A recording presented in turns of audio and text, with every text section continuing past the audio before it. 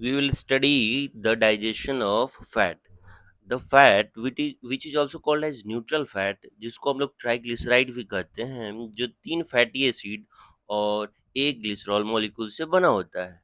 इसके कंस्टिट्यूएंट को फिर से हम लोग तोड़ने का काम करते हैं। ट्राइग्लिसराइड को थ्री फैटी एसिड और ग्लिसरॉल में हम लोग तोड़ के डाइजेस्ट करते हैं।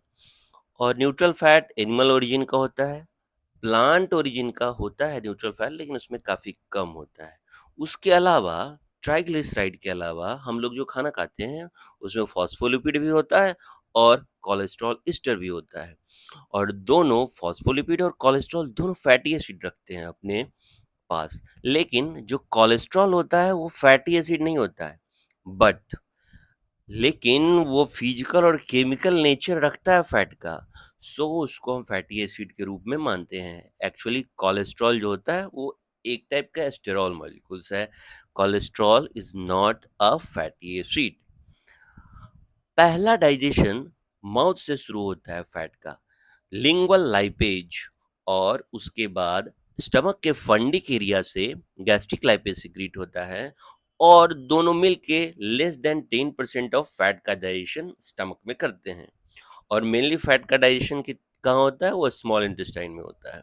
फैट के डाइजेशन में जो सबसे इम्पॉर्टेंट चीज है वो है बाइल एसिड और लेशिथिन, जो कि इमल्सिफिकेशन के लिए जरूरी है। अब इमल्सिफिकेशन क्या होता है? इमल्सिफिकेशन है जो फैट ग्लोब्यूल्स को स्मॉल साइज में ब्रेक डाउन करे। सो जब ब्रेक डाउन होगा तो वाटर सोल्यूबल डाइजेस्टिव एंजाइम इसी फैट ग्लोब्यूल पे काम करेंगे। और इस इमल्सिफिकेशन में जो सबसे इम्पोर्टेंट है बाइल साल्ट है और लेशिथिन दोनों है। लेशिथिन और बाइल साल्ट जो मॉलिक्यूल्स होता है जिसमें लार्ज फैट सॉल्युबल पार्ट होते हैं और एक स्मॉल पोलर पार्ट होता है। जो पोलर पार्ट है वो वाटरी फ्लूइड में सॉल्युबल होता है, और इसी कारण से जो वाटर सॉल्युबल में सॉल्युबल होने के कारण ये सरफेस टेंशन काफी कम कर देता है। इसी कारण से जब स्मॉल इंटेस्टाइन में एजिटेशन होता है तो सरफेस टेंशन काफी कम हो जाता है और उस पे फैट सॉल्युबल लाइपेज काम करते हैं।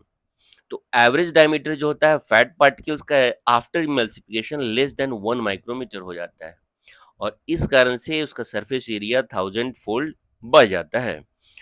और जो लाइपेज एंजाइम होते हैं, जैसा पहला के वाटर सॉल्युबल कंपाउंड है, और पैंक्रियाटिक लाइपेज जो होता है 1 मिनट के अंदर जितना ट्राइग्लिसराइड उसके पास आता है वो उसको डाइजेस्ट कर सकता है।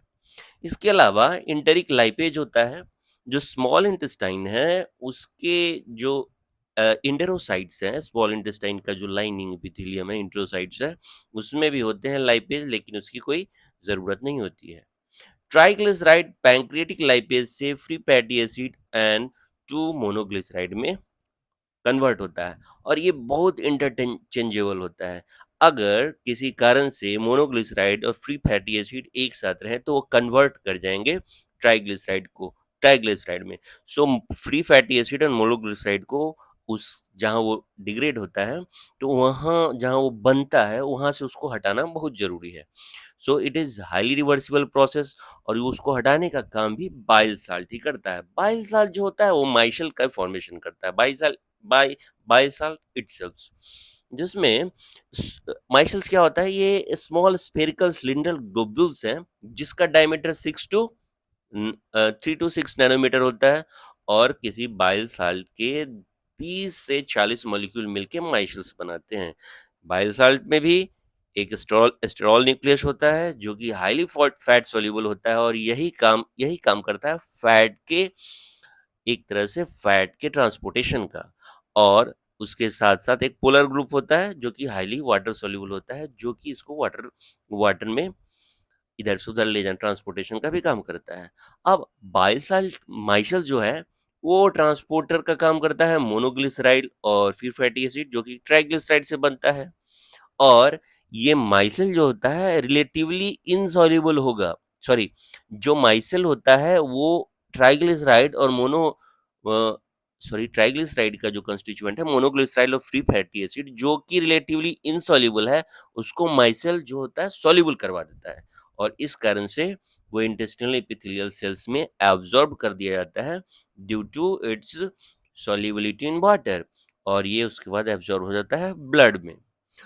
अब कोलेस्ट्रॉल स्टर अब ट्राइग्लिसराइड है, उसके अलावा हम लोग के फूड के कंस्टिट्यूएंट में कोलेस्ट्रॉल एस्टर होता है और फॉस्फोलिपिड भी होता है।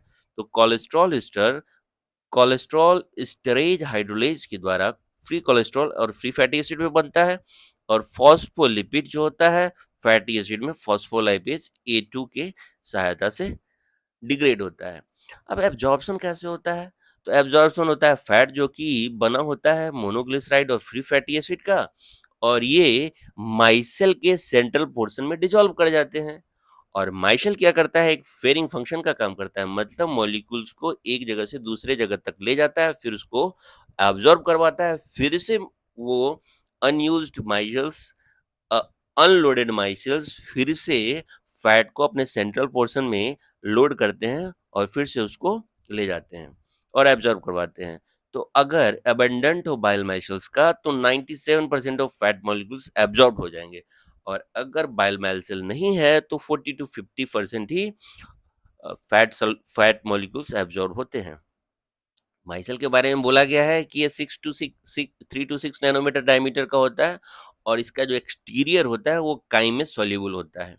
और मोनोग्लिसराइड और फैटी एसिड जो कि माइसेल के सेंटर में होते हैं, वो आसानी से इपिथेलियल सेल्स में डिफ्यूज कर जाते हैं, और इपिथेलियल सेल्स में वो फिर वहाँ के एंडोप्लाज्मिक रेटिकुलम के द्वारा ले लिए जाते हैं, और फिर से नए ट्राइग्लिसराइड बनते हैं जो कि काइलोमाइक्रोन में जाता है, और वहाँ काइलोमाइक्रोन के थ्रू फिर ये थोरैसिक डक्ट में जाता है, थोरैसिक लिम्फेटिक डक्ट में जाता है, और वहाँ से सर्कुलेशन में चला जाता है। और ये जो अनयूज्ड या अनलोडेड माइसेल्स हैं फिर से जाते हैं और फिर से मोनोग्लिसराइड और फैटी एसिड का एब्जॉर्प्शन करते हैं। ओके।